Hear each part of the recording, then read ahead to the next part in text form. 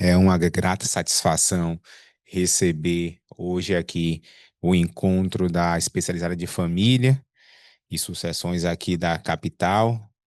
Vários colegas aí no interior acompanhando. Agradeço a presença dos colegas, uma presença virtual. Recebam o meu caloroso abraço também virtual. Espero que chegue aí com toda a energia dessa sexta-feira.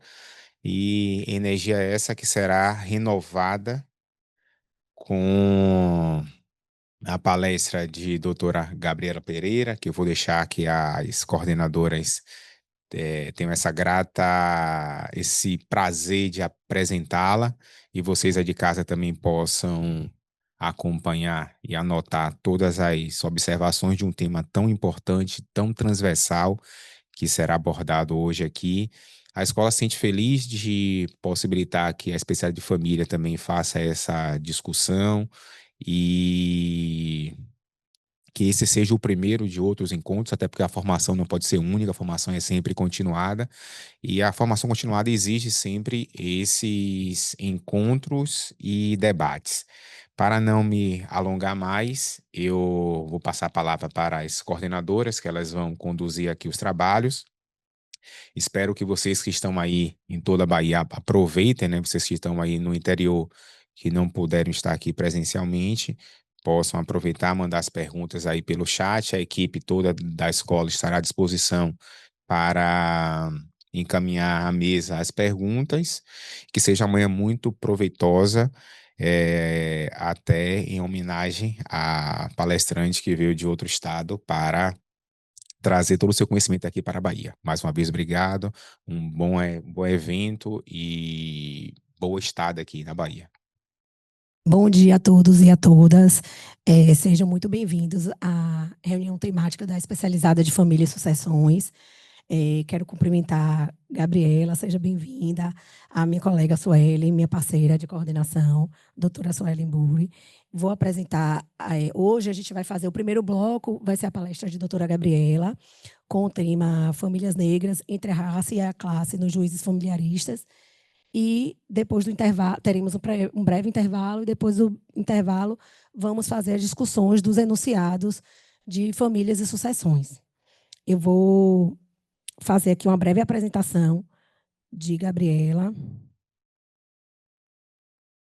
Gabriela Andrea Pereira é advogada familiarista com enfoque no atendimento a famílias racializadas negras, presidente da Comissão de Diversidade e Inclusão Racial do IBDFAM, mestranda em Ciências Sociais, especialista em Direito de Família aplicado e em Direitos Humanos e Responsabilidade Social. Com vocês, Gabriela, seja bem-vinda. Passo a palavra a Gabriela agora.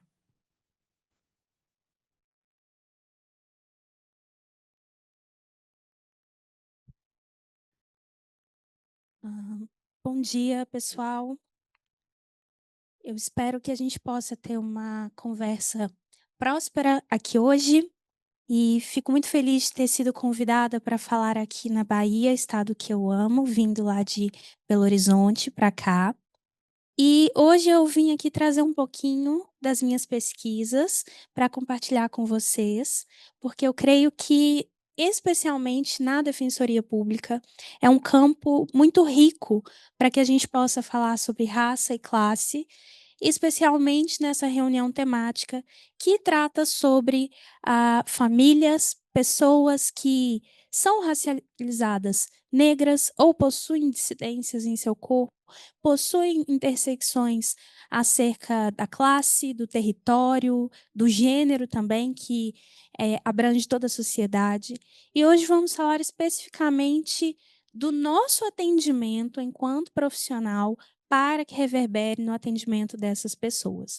Eu espero que a gente possa ter uma conversa próspera aqui e depois surta efeitos com mais perguntas, não mais soluções, mas para que a gente possa continuar conversando em outros lugares e também aqui na Defensoria Pública, fazendo políticas públicas, ações afirmativas, para que continuemos trabalhando de maneira interseccional para essas pessoas. Vou pedir para passar o slide, por gentileza.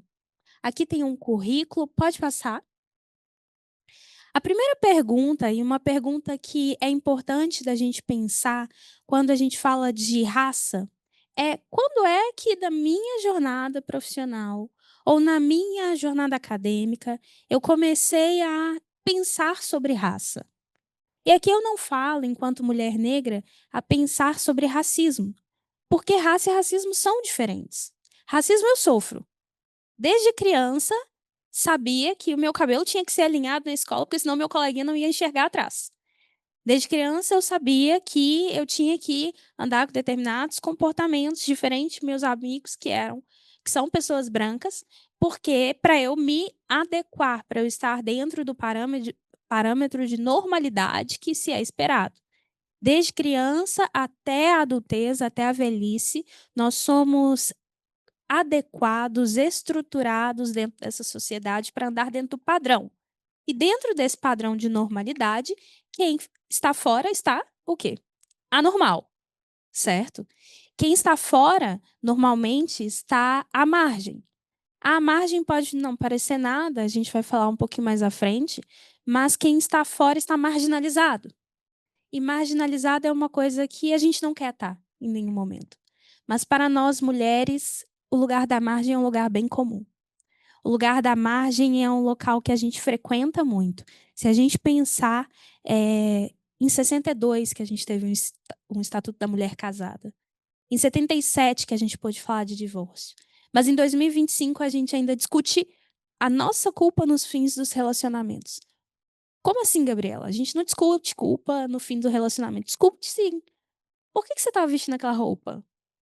Por que você estava andando naquela rua escura? Por que você estava sozinha? Por que você estava bêbada? A gente está procurando a responsabilidade da pessoa que me vitimou ou a culpa por eu estar naquele lugar, naquela circunstância. Então, quando é que a gente começou a pensar sobre essas estruturas que nos atravessam? Não sobre os ismos colocados dentro desses substantivos. E aí, passa para o próximo slide, por favor. A próxima pergunta é se a gente sabe a diferença de raça e racismo. Porque é bem diferente. Isso impacta na minha vida pessoal e, obviamente, na minha vida profissional. Como eu disse inicialmente, racismo é uma coisa que a gente sofre, porque a nossa sociedade está estruturada assim, desde o momento que a gente nasce até o momento que a gente falece. E muitas vezes até no pós-mortem. Muitas vezes você não vai poder ser enterrado conforme a sua religião, porque você não está mais aqui. Então, quem ficou é quem vai cuidar desse trâmite.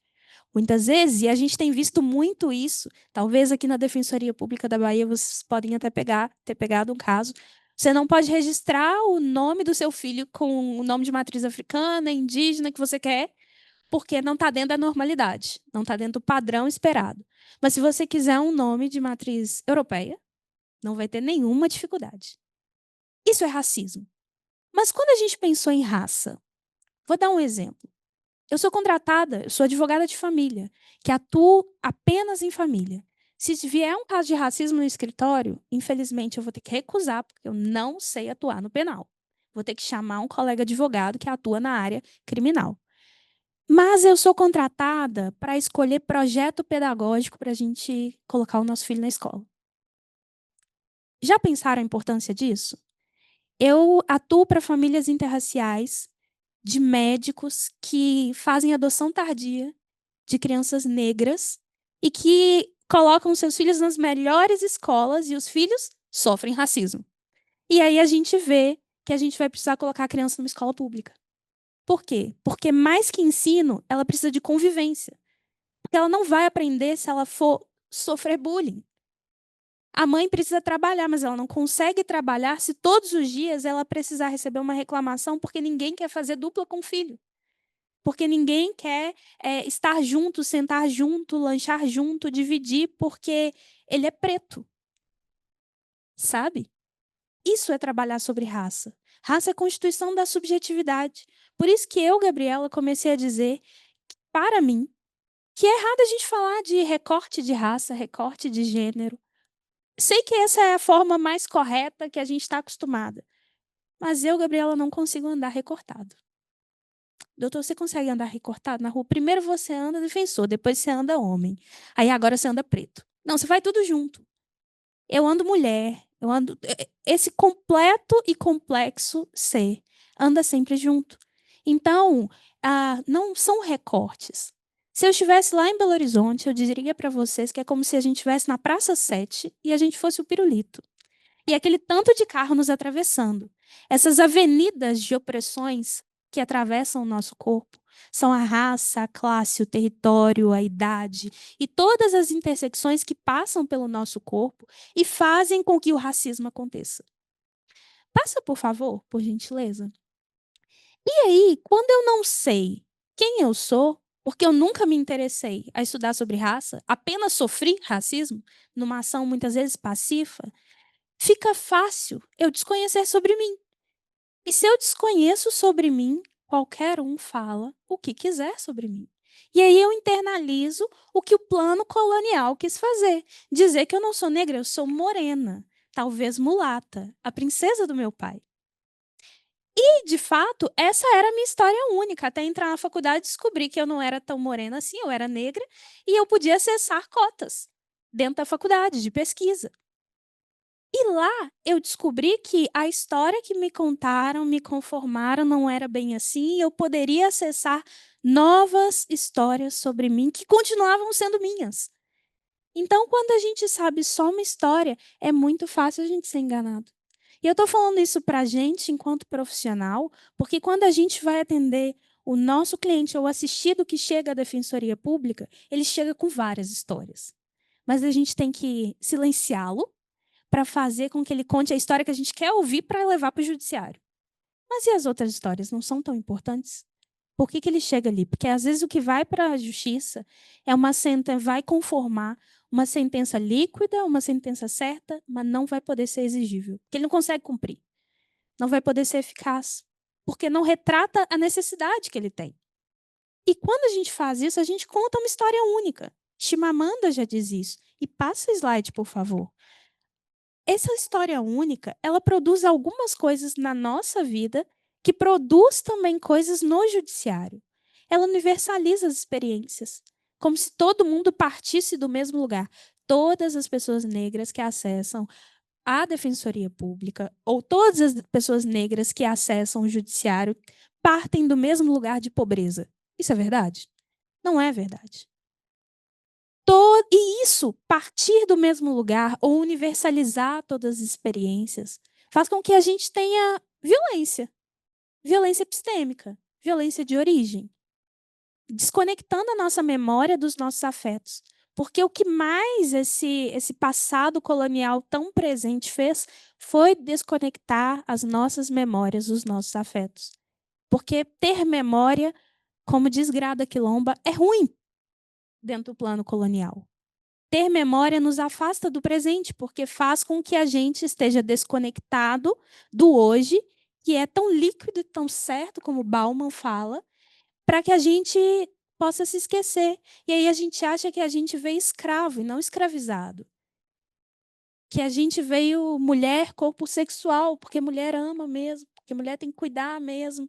E a gente começa a aceitar algumas coisas que a gente precisa da memória dos afetos para acessar, para não produzir essas violências. E normalizamos todos os corpos. A gente acha que absolutamente todos devem caber nesse padrão, nessa régua do certo e errado que o direito coloca. E eu gosto de dizer que o direito é uma foto do filme da vida. Na foto, você tira um frame e legaliza. Você normatiza. Você escreve. Mas nesse frame não tem tudo, o contexto. Você tem a Carta Cidadã de 88, mas você não tem as discussões que aconteceram no lobby do batom para chegar na Carta de 88 e mulheres puderem ter dignidade. E aí a gente vai estudar tudo isso, você não tem o movimento negro unificado. Nada disso saiu na exposição de motivos. Mas por quê? Porque na foto conformada Não tem todo o filme que aconteceu naquela época. E a gente precisa acessar coisas, as memórias, os afetos, a falta ou as outras histórias que não são contadas para que a gente comece a entender. E a partir disso, dessa não compreensão, desse mito de história única, é que a gente vai se afastando da nossa identidade. E eu quero que passe, por gentileza, quando a gente afasta, passe o slide, por favor. Quando a gente se afasta da nossa identidade, a gente perde o domínio da narrativa. Porque eu não sei quem eu sou, então eu não vou conseguir falar sobre mim. E aí, se eu não vou conseguir falar sobre mim, alguém vai falar sobre. E aí, como essa história é contada? Quem conta essa história? Quantas vezes conta? E como a conta? Qual foi a história contada de pessoas negras? Que todos viemos escravos e a nossa história começou no transatlântico, no navio negreiro. As mulheres vieram já escravas e vieram e precisavam procriar, e aí elas vieram e fizeram mulatos. Essa foi a história que nos foi contada. Mas aí, passa o slide, por favor. Quando a gente tem a falta do domínio da nossa história, a gente não consegue verificar que essa identidade é roubada. Você pode passar o slide, por favor? E a falta de narrativa nos traz outras perguntas. Quais sejam? Não estamos conseguindo contar a nossa história. Por qual motivo que nós não estamos contando a nossa história? E por que ninguém notou isso antes? E o que nós estamos fazendo a respeito disso? Fico feliz que na Defensoria Pública a gente está trazendo novas perspectivas. A gente tem núcleos aqui para trazer novas epistemes. E para que a gente possa ter essa assunção da identidade. Para que as pessoas possam ter orgulho de falar sobre quem são e de falar de onde elas são. Porque se a gente parte de lugares diversos, a gente começa a ter olhares diversos dentro dos locais onde a gente atende, para conseguir, de fato, enxergar essas pessoas diversas e fazer um atendimento adequado. Pode passar, por favor, o slide. Fazendo esse atendimento adequado, a gente chega no que comentei lá atrás, acerca de não andarmos recortados, que é a necessidade da interseccionalidade. Pode passar, por favor? Que eu disse que a gente não parte, enquanto estrutura social, de um só lugar. Vocês que estão sentadas aqui, ou as pessoas que estão assistindo online, ao vivo ou depois, não partem do mesmo lugar, não têm as mesmas circunstâncias, não têm a mesma idade, não frequentam o mesmo, às vezes, ou não partem do mesmo território, não têm a mesma estrutura familiar, e nem por isso podem ser chamados de desestruturados, que a gente está muito comum de dizer isso, né? Que as famílias são desestruturadas, disfuncionais. Isso influencia exatamente e diretamente no nosso corpo e na nossa identidade. Aqui a gente já falou um pouquinho da identidade, mas o nosso corpo, ele aprende num processo de socialização. A partir da socialização e desse processo de socialização que a gente aprende o que pode e o que não pode, o que é errado e o que é certo, o que eu devo fazer e o que não devo fazer, o que eu devo falar e o que eu não devo falar. E a partir dessa via de interseccionalidade, essa palavra que é acadêmica, mas que a gente incorporou, e para o assistido, isso não serve nem para comer, nem passar no cabelo? Porque o que o assistido entende sobre interseccionalidade, muitas vezes? Nada. Nunca nem ouviu falar dessa palavra. Mas ele vive interseccionalidade. Então, como fazer esse conceito chegar na realidade, chegar na prática? Interseccionalidade, para a gente que é da academia, para a gente que é do mundo profissional, para a gente que é um pouquinho interessado em saber sobre esse assunto, é algo comum. É algo que a gente lê, que está dentro da nossa bolha do algoritmo. Mas para talvez a minha mãe, a minha avó, nunca nem ouviram falar. É por isso que a gente precisa saber quais braços que são atendidos por essa interseccionalidade. E aqui a gente vai falar especificamente de dois, que é da raça e da classe. Passa o slide, por favor. A raça, e aqui eu vou conceituá-la como um conceito sociológico que acontece no tempo e no espaço, ela é uma construção colonial. Raça foi constituída no período, para nós, brasileiros, no período da, da colonização, para que uns corpos pudessem subjugar outros, em razão das diferenças corporais, em razão dessa normalidade que falei anteriormente. E quem fugia da norma, quem fugia do corpo normal para o europeu naquela época, era tido como um corpo anormal. E um corpo anormal era não humano. Tinha uma língua diferente, tinha afetos diferentes. Como assim não tinham ideias de gênero? Como assim não tinham papéis de gênero? Como assim não tinham roupas adequadas para usar? Que vandalismo! Que deuses são esses que vocês cultuam? Que línguas são essas que vocês falam? Tudo isso era anormal. E por isso era tido como vândalo, como espiritual demais. Por isso era espiritual, mas não na língua europeia que era aceita. E por isso deveria ser o quê? Catequizado. Catequizado para se evangelizar nas grandes expedições europeias que tiveram. Isso não é somente visto de maneira individual, porque quem patrocina essa construção colonial da modernidade é um outro elemento. Pode passar o slide, por favor? Que é o capitalismo. Não haveria expedição europeia e descoberta de outros lugares que talvez deveriam estar encobertos até hoje, porque eles já existiam, se a gente não tivesse avanço do capitalismo. E esse avanço do capitalismo com dinheiro na mão de pessoas que não entendiam outros como nós, fazia com que, em uma visão interseccional, a gente tivesse opressões de todas as ordens. E aqui, opressões interseccionais. Opressões no corpo porque eu não te vejo como igual. Opressão porque eu tenho dinheiro, então eu te dou uma grandeza para que você se sinta mais igual ou menos desfavorecido. Isso acontece até hoje. Isso acontece até hoje quando, por exemplo, aqui na defensoria chegam casos de violência doméstica.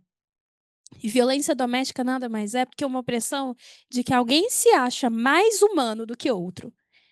Ou seja, eu posso exercer poder sobre você. Então, eu exerço poder sobre sua mente, sobre seu corpo, porque eu te bato. Se eu posso te bater, significa que eu não te entendo como igual a mim, porque se eu entendesse como igual a mim, você também poderia me bater. Eu poderia também exercer o mesmo tipo de violência, que não é uma linguagem que a gente entende como correta, como padrão, dentro dessa estrutura moderna. Então, essas formas de opressão chegam no Estado colonial, no Brasil, de maneira avançada por causa do capitalismo, que veio também operado pela estrutura da raça, pela estrutura racial, colocando raça neles. Então, quem era diferente tinha raça. É engraçado que até hoje eu vou em vários lugares falar, ou estou em várias disciplinas, conversando, dando aulas, e aí me falam sobre vocês que têm a raça negra, como se raça fosse apenas negra, como se raça fosse apenas indígena. E aí eu tenho que fazer muitas vezes um chá revelação da raça, para dizer que branco também é raça. Para dizer que talvez o que nos iguala é que nós somos todos humanos. Mas somos todos humanos não significa que somos todos iguais, porque não temos todas as mesmas oportunidades. Não temos todas as mesmas necessidades dentro dessa estrutura. E não temos todas as mesmas oportunidades dentro desse território, por causa desse pequeno critério que muitas vezes chamam de todos iguais, que é a raça. A raça muitas vezes não me deixa passar por advogada dentro do tribunal, porque pareço a filha da cliente. Ou às vezes eu pareço a cliente. E aí, se eu falo que eu sou advogada, me perguntam se eu tenho um AB. Aí eu digo, existe advogado sem OAB? Aí me pedem para comprovar a OAB. Aí eu mostro a OAB. E aí falam, nossa, mas você é nova mesmo. Aí vem para o discurso do etarismo. Por quê? Porque aquele discurso da raça, dentro da profissão, não coube. Aí eu tenho que ir para uma outra camada de opressão. Talvez isso etarista funcione hoje para mim enquanto advogada mais nova, mas serve também para advogadas mais experientes, que sofrem da mesma forma. Ou para quaisquer advogados e advogadas ou profissionais em todas as áreas do saber, do conhecimento. Pode passar, por favor. E isso nos traz uma coisa muito real e que, dentro dos processos na área da família, em que comecei a estudar, utilizando o meu escritório como laboratório e, principalmente, enquanto eu estudava na PUC Minas, no SAJ, né, no Núcleo de Prática Jurídica, verificando para onde iam os processos que eram distribuídos. Pode voltar, por favor? Há uma distinção muito grande dos processos que vão para a vara da família e para a vara da infância e da juventude. Na vara da família, eu tenho um excesso de cuidado. Eu tenho muitas pessoas que querem cuidar daquela criança, daquele adolescente. Se não tem pai e mãe presentes, eu tenho uma avó, uma tia querendo a guarda. Na vara da infância e juventude, ninguém quer a guarda daquele criança, daquele adolescente. E se quer, se afasta e fala que não tem possibilidade. Porque ali o ECA entende criança como detentora de direitos, adolescente como detentor de direitos. Mas se você for ver na prática, a adolescência ela é tratada apenas como uma coisa, símbolo de menor infrator. Imagina a adolescência negra. Imagina a adolescência que não é branca. Meu projeto de mestrado fala exatamente sobre paternidades negras em relação a adolescentes meninos, que são os maiores alvos das balas perdidas achadas do Estado. E aí a gente vê como não são coincidências. Como que isso chega nas varas da família e nas varas da infância e juventude? Qual é a raça e a classe que chega na vara da família e na vara da infância e juventude? Será que aqui na Bahia, e aí eu pergunto para vocês que estão aqui, e quem está online pode responder talvez pelo chat, vocês conseguem fazer com que um conselho tutelar alcance uma escola privada? A criança falta de escola 50 dias porque está na praia, está no resort, está não sei o quê, está com a babá, não quis ir, fez pirraça, enfim. Vai conselho tutelar numa escola particular? Deixa a criança faltar uma semana numa escola pública. Pode ser uma creche que está acontecendo alguma coisa. E aí, tem teorias da área da família que falam sobre a teoria da intervenção mínima do Estado. E tem doutrinadores que até dizem que daqui a um tempo, cada família vai ter o seu próprio código. De fato, se a gente for pensar em código de cultura, código moral, cada família tem seu próprio código. Cada família tem sua própria forma de se estruturar. Mas nem toda família pode escolher o tamanho do Estado que entra dentro da sua casa. Para uma família de suficiências econômicas, você faz tudo extrajudicial e a violência patrimonial e psicológica corre solta e não identificada em acordos que são homologados sem presença de MP, mesmo tendo menores, mesmo tendo crianças e adolescentes, e não há intervenção do Estado. Uma família preta, pobre, favelada, que mora em lugar que tem ocupação, tem o Estado com a patrulha da violência doméstica, tem o Estado com o conselho tutelar, aquele pai querendo, né, acusar de alienação parental, ou aquela mãe querendo acusar de alienação parental, vai na polícia, vai no CREAS, vai no CRAS, vai em todos os lugares possíveis. A escola está com medo de emitir um relatório de frequência. Qual que é o tamanho do Estado dentro dessas famílias? É diferente. Onde que essas famílias estão localizadas?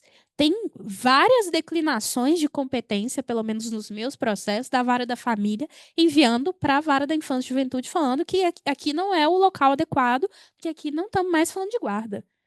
Estamos falando de perda ou suspensão do poder familiar. Isso é comum aqui? Eu não sei se é comum verificarem essa perda ou essa declinação da competência, mas é comum a gente pensar qual que é a raça dessas pessoas. Onde que tem mais cuidado do Estado? Onde que tem mais vigilância do Estado? Tem classe nisso. Tem raça nisso. E tem gênero também. Porque a vigilância está sempre na mulher. Nessa mãe descuidada que vai para a balada à noite. Mas esse pai ausente, chancelado pelo Estado, pode. Nessa mãe que deixa essa criança com a avó para trabalhar.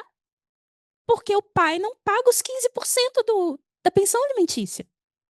E no dia de pegar a criança, no regime 30/4, qual que é o regime 30/4?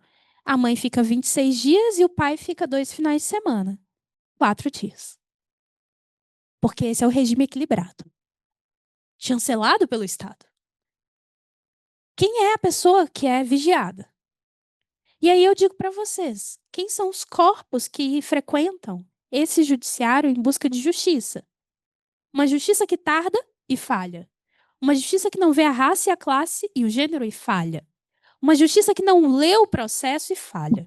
Eu estava antes de ontem palestrando no Congresso de Tecnologia da UAB de Minas Gerais, porque estou, né, em Minas Gerais. E aí veio uma palestra falando de tecnologia dentro dos processos e nos dizendo que um dono de aplicativo de IA estava falando que os juízes de quase todos os tribunais do país pagam do próprio bolso já aquela empresa para operar nos seus gabinetes. Aí eu falei assim, é por isso que os meus recursos estão tão sérios. Eu preciso até embargar para mudar o nome da parte. Que errou a idade. Que errou dados básicos. Será que essa justiça, talvez feita por IA para ter produtividade, mas não tem qualidade nenhuma, é a justiça que atende os assistidos aqui e atende produzindo eficácia na decisão? O que é eficácia na decisão? Uma decisão eficaz é aquela que a pessoa não vai procurar o judiciário de novo para modificar. Ou se vai procurar, é porque o acordo não é que ele não tinha longevidade, é porque ele mudou completamente a situação das partes. O que chega no Poder Judiciário? A pessoa homologa um acordo hoje, 6 meses depois ela vai modificar. 1 ano depois. Porque o acordo não previa os ICs possíveis e imagináveis. Quais são os ICs possíveis? A criança vai crescer. A criança vai ter gastos extraordinários. Ela vai sair da tenra-idade. A mãe vai precisar trabalhar. Os gastos vão aumentar. Pode mudar, por favor? E aí a gente percebe que esse lugar da margem, ele não tem nada a ver com a localidade especificamente. Não tem nada a ver, por exemplo, em apenas morar em comunidade, favela, periferia, subúrbio ou como vocês chamam aqui. Mas tem a ver com como nossos corpos são tratados. Porque a Carmen Lúcia, lá no STF, como única mulher, ela está no lugar marginalizado, porque sempre ela é desrespeitada. A ministra Vera Lúcia foi barrada de entrar em lugares sendo ministra. Se ela é barrada, imagina nós, réis mortais, na fila do pão. Imagina o assistido daqui, que não consegue, a doutora estava me falando, ser atendido com dignidade na Casa da Justiça, Poder Judiciário, para ter informação básica. Por quem passou naquele concurso para dar informação básica. Então não tem a ver com localidade, não tem a ver com localização, tem a ver com localidade, é a localidade do nosso corpo. Não é um lugar parado, o lugar da margem. Pode passar. E isso tudo é trazido no protocolo para julgamento com perspectiva racial, que é um protocolo editado pelo Conselho Nacional de Justiça para que a gente comece a colocar uma justiça com J maiúsculo para atuar para as pessoas. Para que a gente comece a ter uma justiça que olhe para as pessoas. Porque não tem como a deusa Têmis grega continuar de olhos fechados para o Brasil. para julgar os brasileiros com Z. É preciso julgar o Brasil com S, com uma justiça também com S. Com os olhos abertos. E olhos abertos nos diz que precisamos ver raça nas pessoas.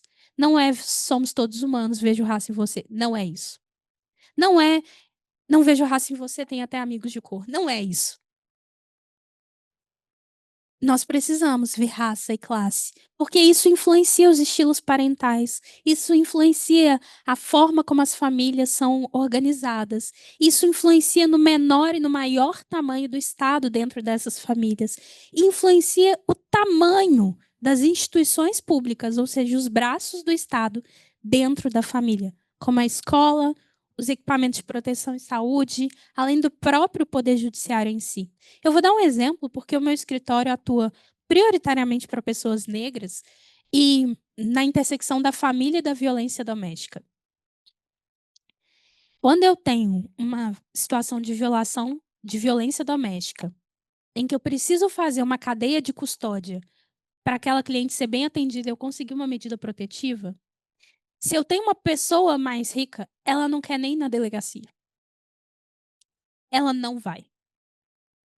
E aí eu falo, tá, a gente precisa ir então num hospital muito bom, que você vai ser atendida pelo seu médico. Não. Porque vai aparecer no extrato do plano de saúde. Aí eu vou atender uma cliente periférica. Muitas vezes na UBS, que é obrigada a fazer os exames, eles se omitem e não querem fazer os exames básicos. E aí quando eu consigo, fazer aquela cadeia de custódia bonitinha para conseguir a medida protetiva, que consigo em 24 horas, eu vejo muita diferença, porque a violência doméstica chega diferente em um lar rico e um lar pobre. Em um lar rico, eu não coloco rastros de violência. Mas eu tenho a violência patrimonial, eu bloqueio todos os seus cartões. Eu te desmoralizo, ou seja, eu trabalho com a culpa no fim daquela relação. Eu te abandono e te isolo, muitas vezes. Mas na família menos abastada ou de hipossuficiência econômica, eu não tenho nada a perder. Eu não vou quebrar seu carro, eu vou quebrar a sua cara. Eu vou quebrar você. Eu tenho ex-adversos, né, de tornozeleira, porque a mulher apanhou, eu pedi a medida protetiva, o papel foi suficiente? Claro que não. Ele foi e quebrou os 4 vidros do carro. A gente colocou a tornozeleira, ele foi lá e enfiou um tanto de facadas na porta da casa.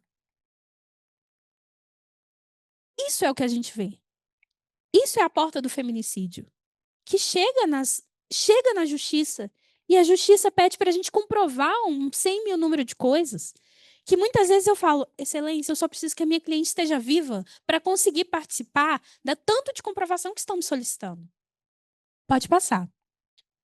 E aí a gente percebe que raça e classe têm a ver com os juízos de família nas características de socialização daquela família. E aqui a gente já está encaminhando para uma parte mais prática para a gente perceber isso e como isso chega aqui na defensoria, chega nos nossos processos, porque influencia na organização da vida diária, influencia na quantidade e na qualidade do tempo livre, influencia no envolvimento do estado da família, que a gente já falou, mas na diferença e na distância do mundo da criança e no mundo do adulto. Pode passar. E eu não consigo falar sobre isso sem falar sobre gênero também. Por quê? Como desses recortes que eu já falei que gosto de trocar, mas aqui esse recorte de atravessamento, que é uma construção também sócio-histórica que gera efeitos reais, afetivos e econômicos para as pessoas. Econômicos e reais, porque nós, mulheres, mesmo estando em cargos iguais com homens, muitas vezes recebemos menos.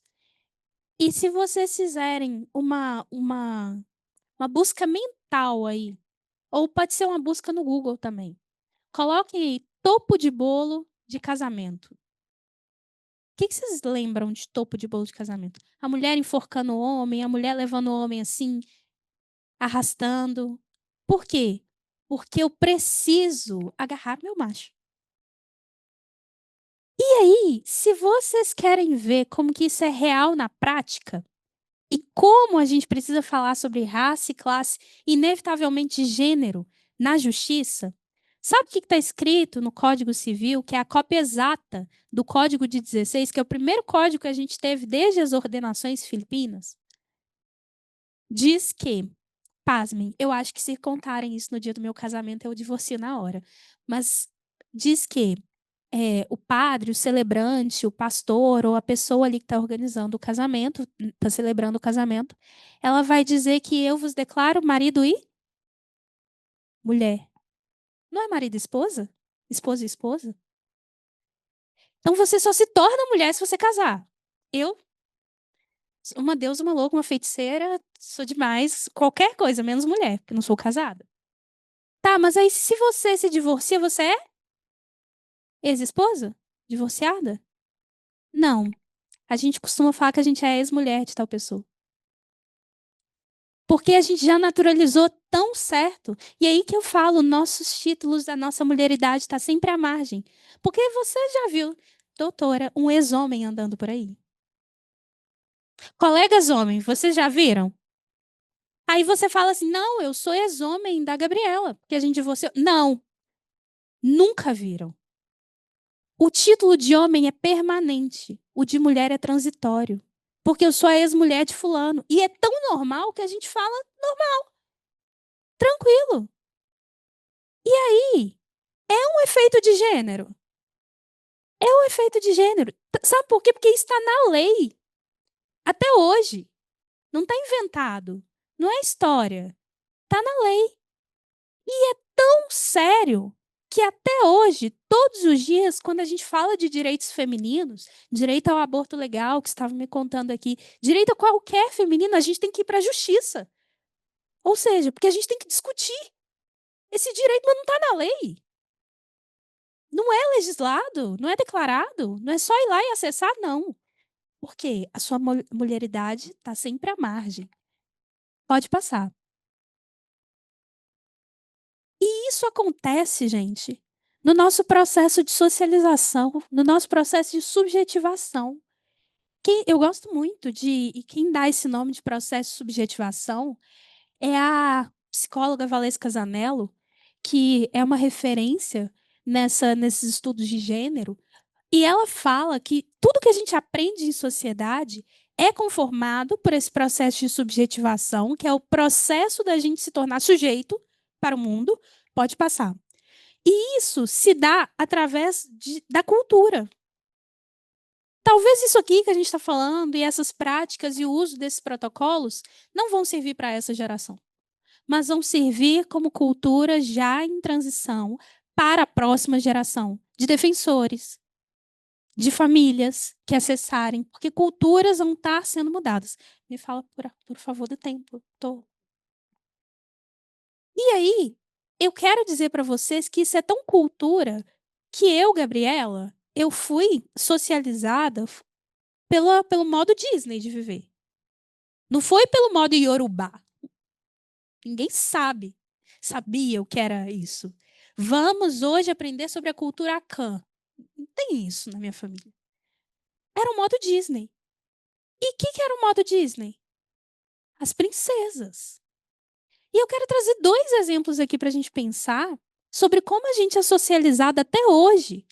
E quem diz isso é Valesca Zanello, dentro dessa ideia Disney de pensar.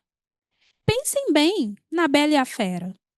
Todo mundo sabe a história da Bela e a Fera?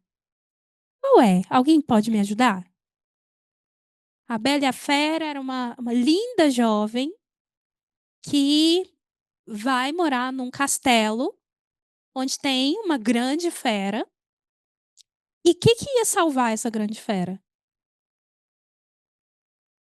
Para ele se tornar um príncipe? O amor dela, mas o que era? O amor verdadeiro. E aí, através do amor verdadeiro, ela ia fazer, desse envolvimento do amor verdadeiro, é que eles iam se apaixonar e ele ia virar um príncipe. Não é esse o enredo total da história? Tem um tanto de coisa que acontece, mas chega nisso. Hoje em dia, quantas mulheres estão esperando casar para que, depois que casar, muda? Depois não é do amor verdadeiro, mas com o tempo a gente vai amaciando a fera. É mentira. A gente aprende a isso.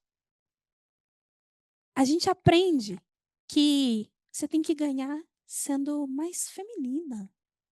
Fala baixo. Seja mais calma. Sabe? E aí eu vou dar um outro exemplo para a gente pensar também. Quem lembra da história da Pequena Sereia? A Pequena Sereia era uma princesa, porque o pai dela era o rei dos sete mares. E aí ela tinha o quê de precioso? A voz. E ela sentava nas pedras dos sete mares e cantava. Mas um dia ela estava cantando e ela avistou um homem lindíssimo. E ela negociou a sua voz com uma bruxa. E aí ela perdeu a voz em troca de pernas. Quantas mulheres negociam a sua voz em prol de manutenção dos seus relacionamentos? Porque o silêncio ancestral da sua família serve até hoje para manter. Minha mãe passou por violência, minha avó, isso eu também vou ter que passar. Talvez a minha filha passe diferente. É mentira? Quanto que o silêncio é negociado nas relações até hoje para que a gente entenda que aquilo é a forma de manutenção daquela família? Quando você vai mexer na situação, ou quando a gente vai atender no nosso escritório alguém, ela entende que está passando por violência, mas não sei o que fazer. Ou às vezes eu sei o que fazer, mas não posso fazer, porque senão eu vou brigar com a minha família inteira. E aí a gente vem com aquele jargão que em briga de marido e mulher ninguém mete a colher, porque todo mundo tem que ser silente. A gente aprende isso na nossa cultura. A gente é conformado a aprender sobre isso. Esse modelo Disney, se a gente quiser, a gente pode ficar contando aqui a história das princesas, porque nós fomos constituídas dentro da nossa história. Se a gente não tem outras epistemes, outras histórias sobre nós, dentro da nossa identidade para contar, com esse modelo de que nós precisamos ser salvas.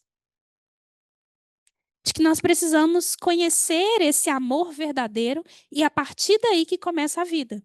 Porque é a partir daí que a gente se torna mulher. Porque antes de ser mulher, a gente é o quê? Me ajudem a responder, porque eu não sei. Essa pergunta eu não sei dizer. Jogo aí para os universitários. Passa, por favor. E essa história de subjetivação é tão real que eu trouxe alguns exemplos para a gente pensar que acontece no dia a dia. O primeiro exemplo que eu trouxe é o que passava na Globo e que a gente adora assistir, que é o do Sítio do Pica-Pau Amarelo. Você pode assistir a versão nova, a versão velha, a primeira versão, que vai ter a tia Anastácia, a avó preta, e a dona Benta, que é branca. E se você vê com olhares racializados, não precisa ter muita distinção de raça, você vai ver a diferença. E a avó preta, ela tinha um negócio que ela ganhava pela barriga. Ela ganhava pelos conhecimentos do forno.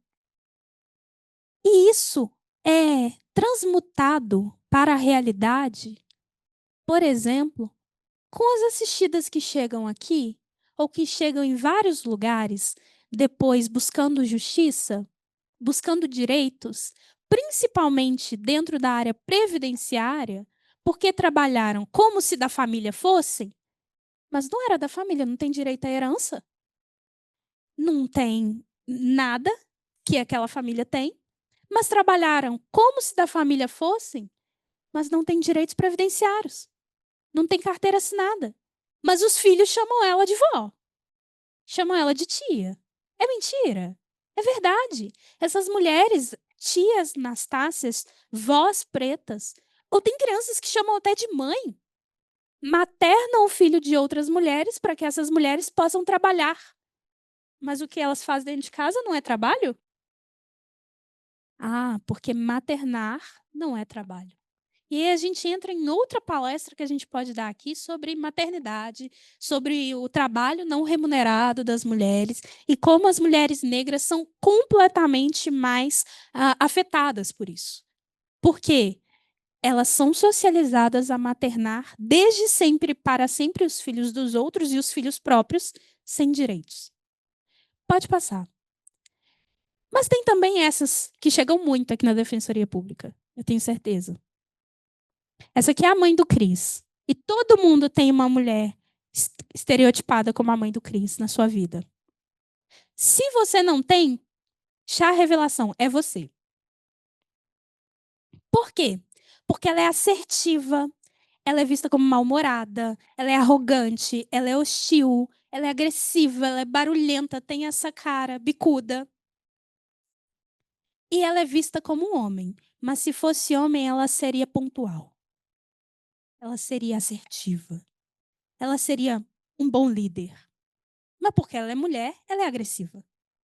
Ela é barulhenta. Ela é metida. Ela se acha demais. E aí eles esquecem, principalmente para as mulheres negras, que é tão difícil a gente se encontrar, tão difícil a gente se olhar no espelho e se aceitar, que a gente não se acha, a gente tem certeza. Hoje. Porque não é tudo que você diz sobre mim que eu vou aceitar, porque algumas coisas eu sei que eu não sou. Mas eu só sei o que eu não sou quando eu sei quem eu sou. Quando eu consigo me reconhecer na imagem que eu vejo no espelho. É por esse motivo que a gente vê essa mulher raivosa, barraqueira, esse estereótipo tão comum. Mas não é o único. E principalmente, esse estereótipo está em mãe solo, que não aguenta mais acessar os nãos do Estado. E ela vai para mais um não, a defensoria. E ela já vem aqui gritando com todo mundo. E às vezes ela só quer ser ouvida, atendida. Porque aí ela vai sair daqui amansada a fera. Pode passar. Mas tem também outros estereótipos. Que é essa, muito oficial, que passava nos intervalos da TV até outro dia. E se bobear, passa ainda hoje. Que é da Globeleza. Que é ótima para sair e mostrar para os amigos. Que é ótima para fazer uns filhos enquanto são jovens. Que é ótima para ter relacionamentos sexuais constantes, mas não é boa para assumir. Não é ótima para ser oficial. E aí a gente entra em outra palestra sobre solidão da mulher negra. Mas talvez esse estereótipo cabe em muitas de nós, muitas vezes. Porque, mesmo tendo todo o know-how de conhecimento, a gente vai entrar dentro da esfera de um corpo sexualizado. Não enxergam que a gente sabe o que a gente fala, mas olham para o nosso corpo. Olham para aquilo que a gente pode ofertar. Olham para nossas curvas. E aí eu pergunto, a gente continua sendo pessoa ou a gente está sendo objeto dentro dessa estrutura? Pode passar. Mas isso não cabe somente a mulheres, a socialização feminina. Tem a ver também com o masculino, que é taxado em regra como violento. Essa é a maior taxação para o homem negro. Só que se ele é taxado como agressivo, violento, sempre arrogante, sempre o machão, a justiça entende que ele é incapaz de exercer o cuidado. E aqui a justiça entende, como uma maneira muito errada, que cuidar é igual a amar. E aí, se ele não ama com o amor maternal, afinal, ele não vai amar com amor maternal, porque ele é o pai. Ele vai amar com amor paternal. Qual que é esse amor? Muitas vezes vai ser construído. Assim como o amor maternal que é construído. Porque é uma falácia dizer que toda mãe ama igual o amor maior do mundo. E aí, esse homem incapaz de amar é aquele homem que a gente confunde muitas vezes de segurança e de empresário porque é preto dentro do shopping, ou esperando, ou em algum lugar, ou o que a gente vê muito lá em BH, que são é, homens negros com bons carros sendo parados em blitz. Cadê o documento desse carro? E mesmo mostrando o documento do carro, você é Uber? É alugado? E aí pode passar. Além disso, tem outros estereótipos dos homens sempre viris, dos homens sempre sexuais, do homem que é ótimo para relações sexuais, é ótimo para ficar uma vez, é o mesmo ou o inverso do estereótipo da globeleza. Mas ele também não sente dor, ele também pode ser deixado porque não tem sentimentos. E ele é estereotipado que abandona suas companheiras. E aí você perceba, eu tenho uma mulher negra que é deixada. Eu tenho um homem negro que também é deixado. Com quem esses homens negros culturalmente vão se relacionar? Com mulheres brancas. Se a gente vê a história aí, fazer uma análise, uma dissertação de mestrado, se a gente procurar, tem por aí, sobre homens negros no futebol, a gente vai ter esse dado. Com certeza. E aí, e outra coisa, se a gente quiser verificar sobre isso e conversar aqui só sobre estereótipos colocados sobre os nossos corpos, aqui eu trouxe de pessoas negras, mas a gente pode estudar sobre isso em pessoas brancas e pessoas negras. A gente tem vários. Para todo mundo levantar a mão. Sabe aquele vídeo da corrida dos privilégios? Que você dá um passo se você já teve, ou um passo para trás, ou estoura um balão se você teve ou não teve alguma coisa? Por exemplo, você acessou a escola pública ou privada? Dou um passo para frente. Se a gente quiser, a gente pode fazer a corrida dos estereótipos aqui. Quem já foi taxada como raivosa? Levanta a mão. Quem já foi taxada como sexualizada? Levanta a mão. Quem nunca foi assumido num relacionamento? Levanta a mão. Isso tudo desemboca nos processos. Desemboca de forma muito comum. E se a gente que atende essas pessoas, que estamos em lugares de privilégio, entendendo que, independente do cargo que você ocupa nessa instituição, se você está sentado aqui assistindo essa palestra, é um local de privilégio. Por quê? Porque muitas pessoas estão lá vivendo a interseccionalidade, os machismos, sexismos, etarismos, e não têm conhecimento. E nem sabem o nome disso que elas vivem. Elas só sabem que é pesado demais. E depois de aguentar salários baixos, atravessamentos de falta de transporte, falta de moradia adequada, falta de um tanto de coisas e um mundo de escassez, elas têm que deitar a cabeça no travesseiro e não conseguir dormir, porque pensando no dia de amanhã. A gente tem o privilégio de estar estudando sobre isso para fazer alguma diferença nesses pontos para essas pessoas e para nós também. E aqui, para finalizar, eu trouxe alguns pontinhos com base em pesquisas de fato que realizei e que estão em realização para que a gente pense como que isso acontece nos processos de família. Pode passar. Antes eu trouxe uma indicação de livro. Eu não sei se vocês já leram Conceição Evaristo nesse livro. Já leram? Alguém já leu? Se você não leu, leia. Se você é homem, esse livro é para você. Mas se você é mulher, esse livro também é para você. Se você é homem, esse livro é para você saber o que não fazer. Se você é mulher, é para você se identificar e chorar comigo, que esse livro foi parar até na minha terapia. Porque eu não estava entendendo, e eu falei com a minha terapeuta, que é uma mulher racializada, negra, e que faz uma clínica racializada, e eu falei assim, odiei esse livro. Ela falou, não dá para eu odiar a escrita de Conceição Evaristo desse jeito. Uma ancestral viva e etc. Eu odiei. Ela tá falando mal das mulheres. Não é bem assim. Leia até o final o livro. E lendo até o final, eu me senti mais identificada do que tudo no livro. Então, assim, convido vocês a lerem, gente. Porque esse livro é um livrinho pequenininho, de uma sentada. Mas não dá para ler em uma sentada, porque os atravessamentos são muitos. Tem que dar uma chorada, dar uma pensada, uma ida para terapia. Aqui vocês, né? Vocês podem ir dar um pulo no mar, a gente dá um pulo no bar e vamos seguindo. Mas pode passar. E antes de pensar quadros que acontecem na justiça, eu trouxe aqui um atravessamento que acontece muito com a raça, a classe e o gênero na justiça. Porque, verificando o volume E dados do CNJ, não tem dados específicos da Defensoria Pública, mas dados do CNJ, quem mais acessa a área de família, acessa sendo autor, é a mãe. Certo? Não precisa de dado muito, né? Podemos falar que é um consenso. E não precisa de dado porque a maioria das crianças não tem o pai no assento de nascimento. Só que eu preciso entender, e às vezes a gente fala errado, falando assim, a minha família é uma família matriarcal, eu sempre fui criada por mulheres. Lá em casa é só minha avó, minha tia, minha... Não, gente. Você pode ser uma família matrifocal, você pode ser uma família matrilinear, só tem mulheres nessa linha. Matrifocalizada, ou seja, focada em mulheres, mas matriarcal não é.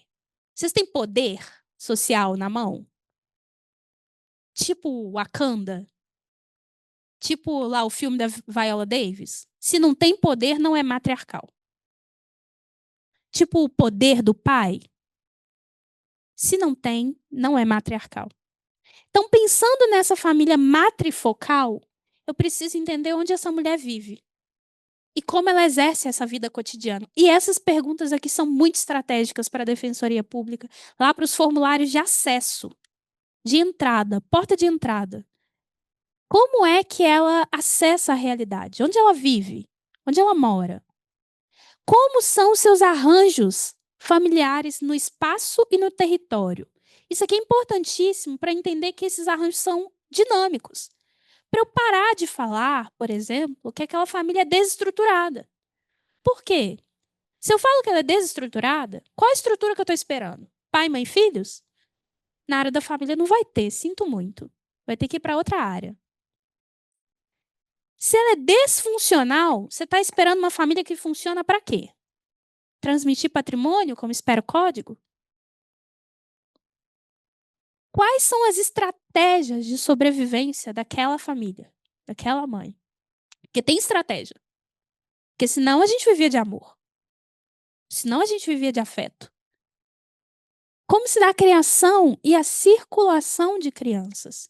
E aí, a primeira vez que eu fui falar sobre circulação de crianças em um congresso, eles acharam que eu ia falar sobre sequestro internacional de crianças. Mas eu atuo com família preta, periférica, que nunca nem tiveram passaporte. E aí eu fui falar sobre circulação de crianças. E eles me falaram assim, me estavam questionando, fazendo caras de interrogação, como assim você está falando de circulação de criança? Talvez de crianças de outro país, eu falo de sequestro de crianças. E acontece de crianças africanas para o Brasil. A esposa do Leonardo contou na TV, né, outro dia. É tão claro, é ruim, né, mas tão evidente essa forma da branquitude de nomear os racismos e as violências, que ela contou como ela pegou um menino emprestado para brincar com o filho dela. E aí depois ela devolveu, mas ela devolveu com juros, multa e correção monetária. Ela pagou pensão alimentícia por 1 ano. É absurdo, né? Mas ela contou em rede nacional. E depois reclamou que estava sofrendo ataques. Vai entender. Mas isso acontece, e eu digo da circulação de crianças porque você pode pensar aí na sua família, ou nos seus conhecidos, ou nos atendimentos feitos aqui. Essa mãe acorda às 5, deixa a criança na creche, ou a creche não está aberta, então ela deixa com a avó leva para a creche, aí a avó busca, leva para o projeto social, aí a avó busca de novo, dá janta, não sei o que, para a mãe buscar. Aí vamos entender que essa mulher é empoderada. Aí ela põe os meninos para dormir e não sei o que, vai para a faculdade, às vezes deixa sozinha esperando que eles vão continuar dormindo, ou às vezes espera ali, vai para alguma coisa, faz supermercado, não sei o que lá, para de novo, no outro dia, voltar à circulação. A circulação de crianças em favelas. E isso que mantém algumas famílias vivas. Porque se não tiver circulação de crianças, essa família não existe. Essa família não dá conta de existir. E muitas vezes essa história do assistido se confunde com a nossa própria história. Que a gente precisa disso. A gente precisa disso acontecendo para a família acontecer. E aí, um outro ponto. Entender, e eu já trouxe aqui de início, né, que a família é matricentrada, ou matrifocal, ou matrilinear, qualquer matri menos matriarcal. Porque ela não é matriarcal. Se vocês não tinham poder social, poder econômico, poder de fala, poderes assentados, institucionais, ela não é matriarcal. E qual que é a dimensão econômica dessa família? É trabalho remunerado? Formal? É trabalho remunerado informal? É trabalho não remunerado? É no ponto? É no trânsito? É trabalho colaborativo? Gabriela, como assim? Tem família que trabalha, que vive com assistência de igreja, de colegas, de outras famílias, dando. Eu te presto um serviço e você me presta outra coisa. Eu te presto um serviço e você me presta dinheiro. Trabalho colaborativo. Eu te presto o serviço e você me presta a moradia dos fundos. Eu preciso entender a dimensão dessa família, porque essa família não parte do mesmo lugar que outras famílias partem na justiça. Logo, elas vão poder ser julgadas da mesma forma? Poder não pode, mas são. Por isso que eu preciso de letramento desse poder judiciário e de quem atende na base para colocar isso na petição inicial. Para inscrever essas linhas subjetivas para que o juiz entenda. Porque o juiz muitas vezes não vai ver o nosso assistido, o nosso cliente. E se vê, vai ser uma vez na pauta cheia de audiência, durante 30 minutos, falando fala rápido, só os pontos objetivos. Aí eu preciso instruir o meu cliente a ser objetivo. Não chora, não respira, não demonstra emoção.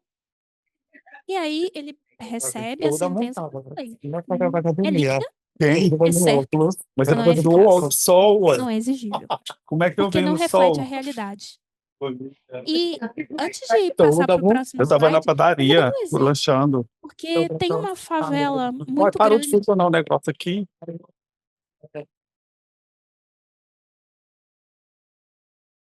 Processos estavam acontecendo todos. A revelia, na área de família. E a revelia na família, ela é, ela é parcial.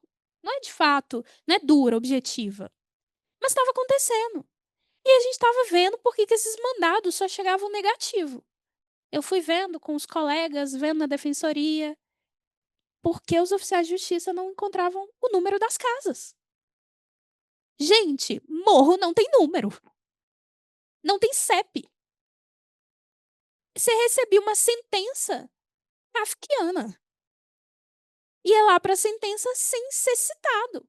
E se era citado ou intimado porque alguém recebia para você e você era intimado no trabalho, você não conseguia cumprir, porque você não podia faltar, porque é um trabalho informal.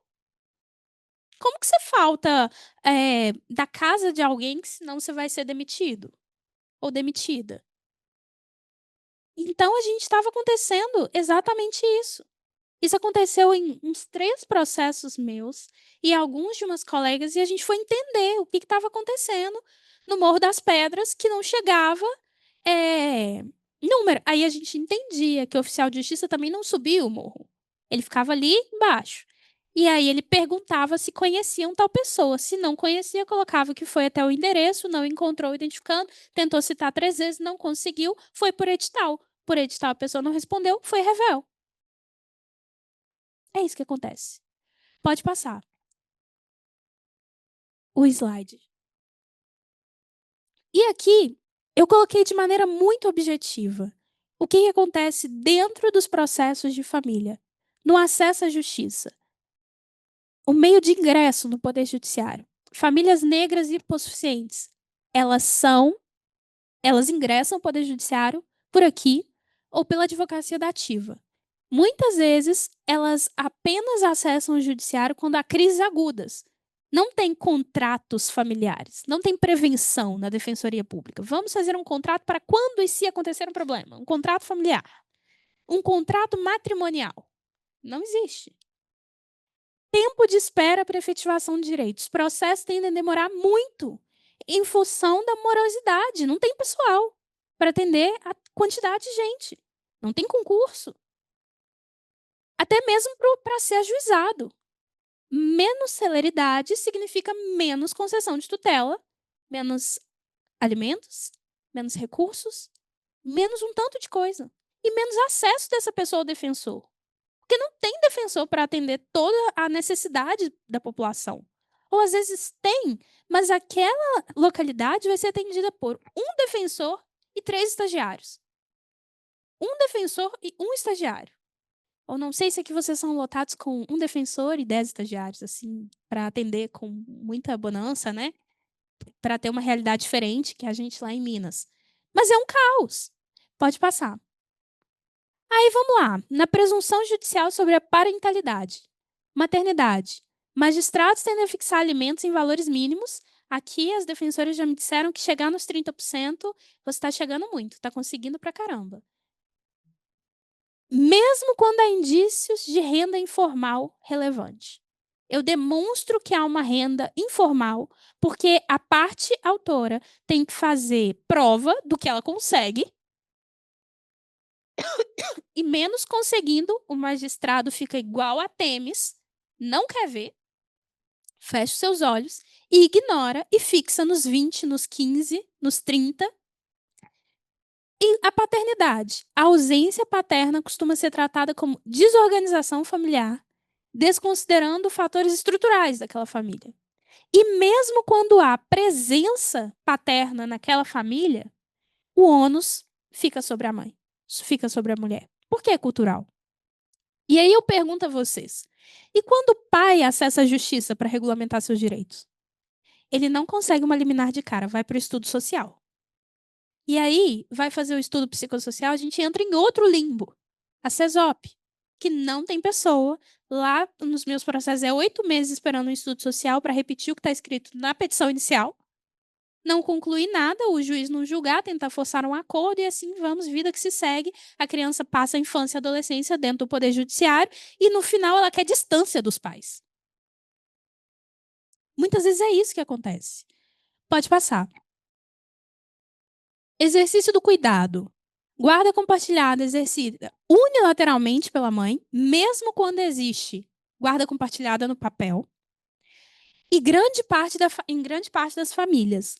Mas há maior ausência do pai e da mãe convivente na rotina de cuidado. Então, mesmo tendo uma guarda compartilhada, ou em raros, só existe guarda alternada se você tem dinheiro para financiar isso. Guarda compartilhada. Pois é. Quem tem dinheiro para fazer um acordo bom, que passe isso. Sem o MP barrar. Tem que ter dinheiro. Que ali você está discutindo outros bens, gente. E aí é muito engraçado perceber as grandezas da vigilância e do cuidado. Porque quando você tem outros bens financeiros discutindo o processo, os olhares do MP não estão para a criança. Estão para não fraudar o Estado no ITCD. Aí o acordo passa com uma guarda alternada, uma convivência alternada, porque é melhor tá lastreado, né, por um estudo psicossocial, afinal a criança nasceu fazendo terapia. Não é verdade? Aí o olhar do juiz, do MP, se foca no patrimônio. Pois bem, acesso a meios autocompositivos. Quem está aqui, dentro desse estereótipo de arrogante, barraqueiro, não sei o que, está pronto para fazer acordo? Está pronto para entender acordo? Às vezes vai passar um acordo na garganta, mas tem menos acesso a métodos autocompositivos extrajudiciais, principalmente para iniciar o processo. Não tem contratos de namoro. Gente, isso é uma irrealidade na nossa vida. Contratos parentais, contrato de convivência. Só faz esse plano parental depois que passou 3 ou 4 anos na justiça. Infelizmente, beligerante e brigando muito. Não possuem acesso amplo ao processo, porque estão na defensoria, não tem como ficar mandando cópia integral. E não tem, muitas vezes, a possibilidade de solicitação a formas consensuais de resoluções de conflitos, mesmo que a gente tenha uma resolução 125 de 2010, falando que não são métodos alternativos de solução de conflitos, mas métodos adequados. E que a gente entenda na linda principiologia dos conflitos, né, que é o conflito que escolhe o método, Mas o método é brigar no judiciário. O método é entrar com processo. E no processo, todo mundo está em partes, ninguém está inteiro. Alguém só acessa aqui a defensoria, só acessa o meu escritório, ou qualquer escritório na área de família, se tiver com luto. Luto do pai não pagando pensão, luto do amor que deu errado, luto do falecimento, não sei se aqui atende sucessões também, né? Luto do falecimento, luto do estão me desocupando do meu imóvel. Não tem vamos prevenir aqui. Então, acabou?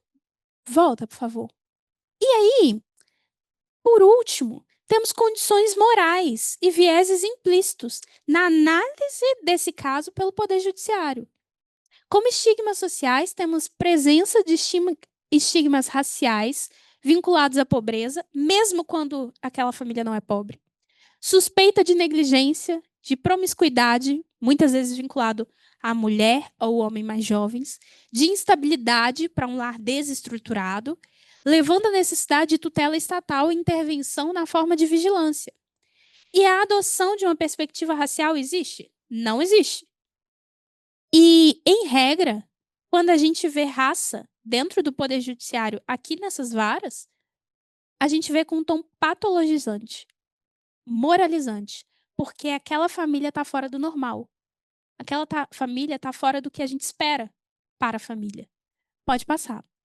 Então, eu trago esses pensamentos, e já finalizando de verdade, para que a gente veja que toda essa parte teórica e depois essa parte um pouco mais prática influi realmente nos processos judiciais. Isso chega à defensoria, isso chega no meu escritório. E eu preciso, enquanto atendente, quanto advogada, quanto a pessoa que ouve, saber ouvir. E eu só sei fazer uma escuta qualificada se eu sei enxergar humanidade naquela pessoa. E entender que alguns problemas individuais que ela vive e que ela não sabe nomear são problemas estruturais. Estruturais que também me atingem. Então, eu não posso chegar com o meu salto 15 da lei e tentar pisar naquela família falando a gente vai normalizar tudo, vai resolver, não sei, que não vai. Porque quem vai ter que conviver com aquela sentença, com aquela decisão, é a família. É a família que vai continuar estigmatizada e sem direitos. Então, para produzir esse julgamento interseccional, eu preciso enxergar a humanidade em você. E eu só consigo enxergar humanidade em você, pode passar, quando eu te enxergo por inteiro, com raça, com cor, com atravessamentos por completo.